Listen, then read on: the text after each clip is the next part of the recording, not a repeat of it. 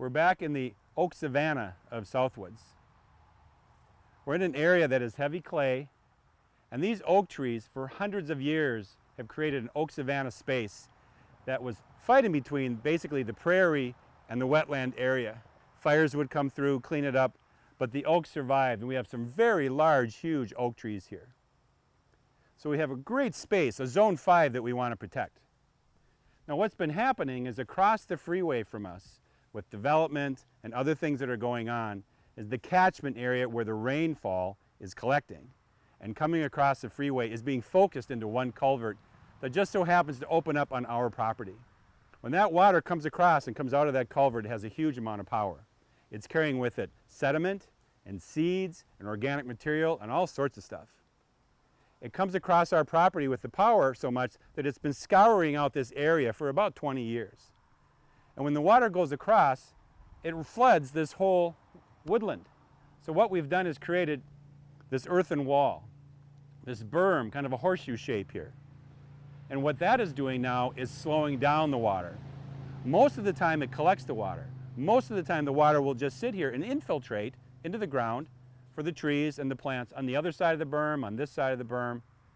The water just can infiltrate. It also collects a lot of the sediment here before it runs out into the wetland. We don't really know what's in that water, but in this case, it's like a filter. So we're cleaning the water before it heads out there. Now that we're doing that, we've been able to have a lot more plants grow in the undergrowth of the forest here. Now the second part of this is, now that we've created that space, what other plants can we grow? We have this very wet area now, this ponding area. It doesn't hold water for maybe more than a couple days. It infiltrates after that. But there's something that we could probably grow here also, and we've created this space in back that we can have a whole new set of plants to grow. Some we might harvest, some not.